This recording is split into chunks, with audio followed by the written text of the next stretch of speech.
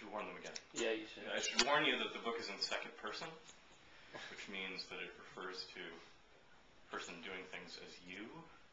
It's not actually you. None of this actually happened to you, as far as I know. It's just me. But, you know, it's fiction. So no, it's not even me, really. It's, who knows who it is. So I'm going to read, I'll read two sections. I'll read this one, and then I'm going to read another one that's somewhere in this part of the book. Anyway, Jello horse. The last time you took a road trip by yourself, at least a year before this trip with Dev and Meg and Lem, they came back. You were in a motel. You were in one of those motels in the outskirts of a mid-sized Midwestern city. There is a ring of buildings and businesses around every mid-sized Midwestern city that you have been to and through, and that ring is exactly the same every place you go. The same motels, the same fast food places, the same chain stores. Madison and Lawrence and DeKalb and Omaha and Green Bay and Columbia and on and on and on. All the same. It's like a moat of shit. When you get into these cities, you are tired and you don't have a lot of money, so you stay in the same motels and you eat at the same fast food places because you don't have the money or time to dig yourself farther into the city where life is more interesting and more expensive and the food is better. The last time you took a road trip by yourself, you got a no-smoking room with cable TV, and you walked to a fast food place for a cheeseburger and a soda. It was the closest place to you, the one you could walk to. Good because you couldn't face driving anymore. When you got back to the room, you turned on the TV and took off your pants and climbed under the thin motel blanket. You flipped through the channel, searching for the public access station, because you had decided long ago that if you were not ever going to be able to spend more than a few hours in these places, you would at least get some sense of them by finding out what the city's eccentrics were like. You flipped around until you could find a station with a man standing in front of a single camera or sitting on a stool with a white or black backdrop or a green screen projected image of some sort, like maybe his house or maybe his kids, or no backdrop at all. You flipped until you found someone talking in very serious and angry tones about the way he or she, though it was usually a he, was treated at the last city council meeting when he or she, but really almost always he, tried to discuss the placement of a much-needed stop sign, or a tree in a neighbor's yard that needed to be dealt with, or a tree in their own yard that they didn't think the city had any right to deal with, or something like that.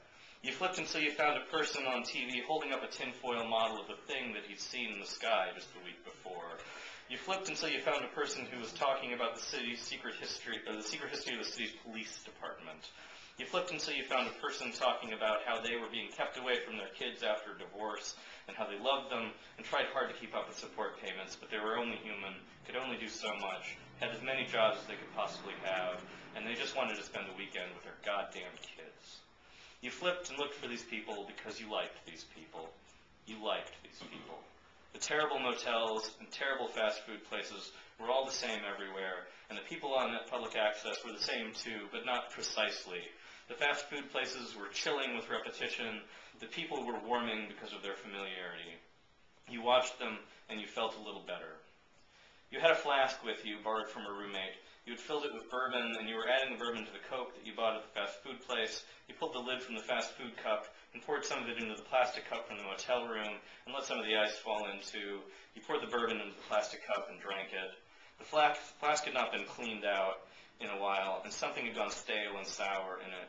The bourbon and the Cokes tasted like pine needles and moss, semi-flat Coke and lousy cheap bourbon and strong green soil.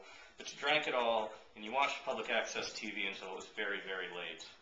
The show on the public access channel turned into a show about marijuana laws in the state of Wisconsin, and two guys smoked a joint on camera to test censorship or something. They went to head shops and talked to people who had cancer, and your mouth tasted terrible after you finished all the bourbon. You brushed your teeth, but you couldn't get the taste out entirely. You thought it might be nice to have a joint, to open the window, turn on the air conditioner, smoke the joint and blow the smoke out the window, but instead you waited to fall asleep. Also, you weren't holding. It began to rain, and then they came back. You felt the ground shudder, and you dropped out of the bed onto the floor, and you crawled over to the window, still wrapped in the thin motel blanket. It was a brown vegetal print of some sort, a plant that doesn't exist in nature but exists on motel beds everywhere. You kept a blanket wrapped around you, wore it over your head in a shroud-like fashion, and crawled to the window. It was raining, and the rain pattered against the window. You crawled over, staying low to the carpet as low to the carpet as you could. You peeled the curtain back from the bottom corner of the window and pulled the shroud up over your eyes. You were on the second floor, looking out over the parking lot. The lights of the parking lot were bright, and there were drops of water skimming down the window. Out past the parking lot, a herd of giant antelope were grazing on the buildings of the city. They were chewing roofs and walking slowly north to south. They were devastating the city, eating all the tallest buildings, and then bowing low to grab at the chimneys of the houses. The antelope were devouring Madison. The antelope were back. You knew the antelope somehow. August and William, Rupert and King Nolan, Laura, the little ones and the big, a royal court of ungulates, they were devouring Madison. You were in Madison. You were in Madison, Wisconsin. That's right. You were in Madison, and they were back, and one walked right up to the window. You hoped you wouldn't step on your car because you had a long drive ahead of you. The antelope bowed its head down to the window, and it looked in and exhaled a long breath that turned the window opaque with fog. Raindrops cut through the fog in the window like rivers on maps, like highways on maps. You stared out the window, watching the fog on the window disappear, watching the antelope devour Madison, and then you went to sleep right there on the floor next to the window with a corner of the curtain peeled back.